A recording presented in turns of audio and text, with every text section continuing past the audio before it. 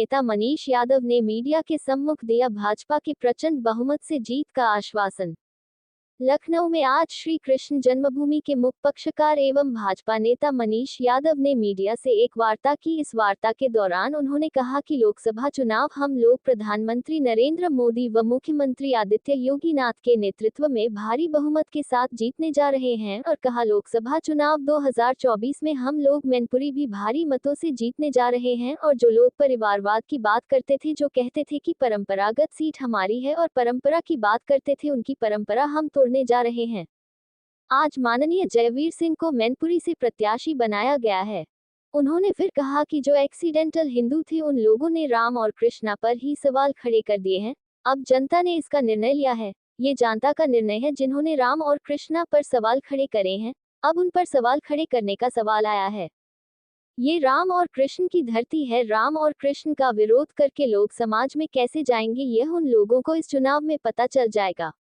वहीं उन्होंने कहा कि हम लोग हमेशा जनता के बीच में रहते हैं, हमारे मंत्री हो या कोई भी, सभी लोग जनता के बीच में हैं, क्योंकि हम लोग हमेशा समाज और विकास की बात, शिक्षा की बात, स्वास्थ्य की बात करते हैं और इन सब चीजों पर सरकार हमारी काम भी कर रही है। अंत में उन्होंने कहा कि इस बार बीजेपी 80 में 80 सीटों पर जीत अर्जित करेगी, इसका हमें पूर्ण विश्वास है।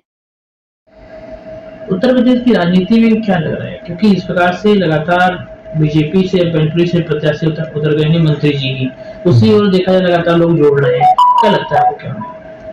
देखिए, लोकसभा चुनाव 2024 में हम लोग मैनपुरी बड़े मार्जिन से जीतने जा रहे हैं और जो लोग परिवारवाद की बात करते थे, जो कहते थे कि परंपरागत सीट है हमारी और परंपरा की बात करते थे, उनकी परंपरा और परंपरागत सीट दोनों लोग तोड़ने जा रहे हैं। आज माननीय जयवीर सिंह जी को प्रत्याशी बनाया गया है।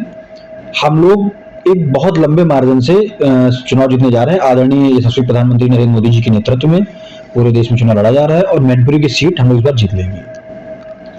जिस प्रकार से देखा जाए, लोग हिंदुत्व की बात करते हैं, पीडीए की बात अखिलेश यादव कर रहे हैं, बीजेपी हिंदू की पार्टी आ जाती है। तो लगातार जब कृष्ण जन्मभूमि की बात की जाए, राम जन्मभूमि की बात की जाए, राष्ट्रनाथ की बात की जाए, तो कृष्ण जन्मभूमि के मुख्य पक्षकार हैं। क्या देखते हैं कि जो दूसरी पार्टियां हैं बीजेपी के कैसे निवेश कर रही हैं? देखिए, जो एक्सीडेंटल हिंदू थे उन्होंने राम और कृष्ण पे ही सवाल खड़े कर दिए हैं, है ना। तो अब जनता ने इसका निर्णय लिया है, ये जनता का निर्णय है कि जिन्होंने राम और कृष्ण पे सवाल खड़े किए हैं, अब उन पे सवाल खड़े करने का समय आया है। ये राम और कृष्ण की धरती है। राम और कृष्ण का विरोध करके लोग समाज में कैसे जाएंगे, इस चुनाव में उनको पता चल जाएगा। और मैं फिर कहूंगा, ये ना राम के हैं और ना कृष्ण के हैं, और ना ये कृष्ण के हैं, ना राम के हैं, और ना ही ये किसी काम के हैं। ये सिर्फ अपने परिवार के हैं, अपने प्रॉपर्टी ऑफ डिंपल अखिलेश, जिसको हम लोग पीडीए कह सकते हैं, सिर्फ उसके हैं। इसके अलावा इनके पास कोई जनाधार नहीं है और इनके पास कुछ नहीं बचा है। यादव का महाकुंभ के बाद लगातार यादव बड़ी संख्या में बीजेपी में शामिल हो रहा है। आपको जिम्मेदारी दी गई है यादव वोट बैंक को लेकर, जनसभाएं भी करनी, क्या तैयारी है यादव वोट बैंक को लेकर? देखिए, शीर्ष नेतृत्व ने जो जिम्मेदारी मुझे दी है उस पर हम लोग काम कर रहे हैं और प्रदेश या शीर्ष नेतृत्व के निर्देश में, दिशा निर्देश में जो हम लोगों का आदेश होता है उसका हम लोग पालन कर रहे हैं। पब्लिक के बीच में हम लोग आदरणीय नरेंद्र मोदी जी के नेतृत्व में चुनाव लड़ा जा रहा है।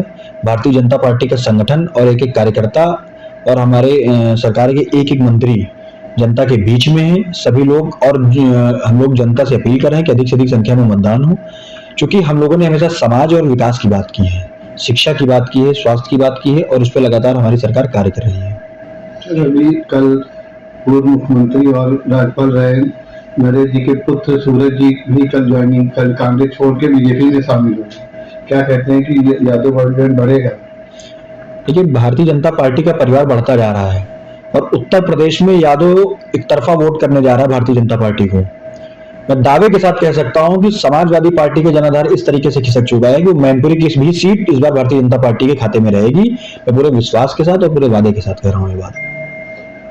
जिस तरह से यादव वोट बैंक की बात पूर्वांचल की बात करें, एक माफिया का मुख्तार अंसारी जिसकी प्रसिद्ध मोहम्मद, उसके बारे में क्या फिर है? क्योंकि लगातार ये कहा जा रहा है कि मुख्तार की मात्रा जो वोट बैंक मुस्लिम वोट बैंक है वो भी सपा से टूटेगा और दूसरी जगह जाएगा, फिर और अदर लोग भी आ रहे हैं। क्या लगता है क्या होने वाला है?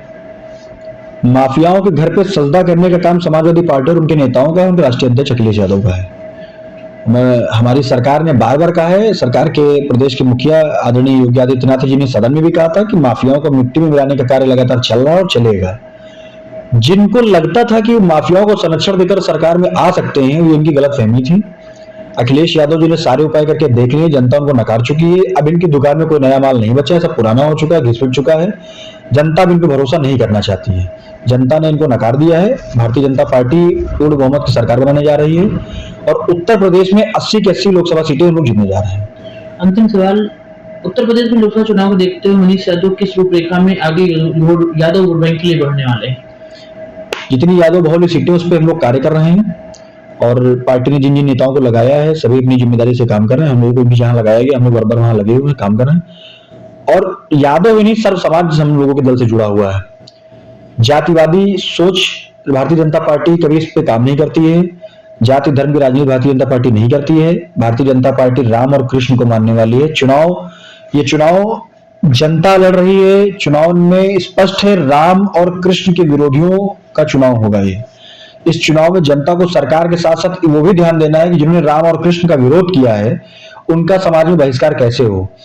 मैं बार बार कहता हूं, जिन्होंने राम और कृष्ण का बहिष्कार किया है, राम और कृष्ण का विरोध किया है जिन्होंने, वो चुनाव में क्या मुंह लेकर जनता के पास जाएंगे, जनता ही उनको जवाब देगी, जनता ही निर्णय लेगी।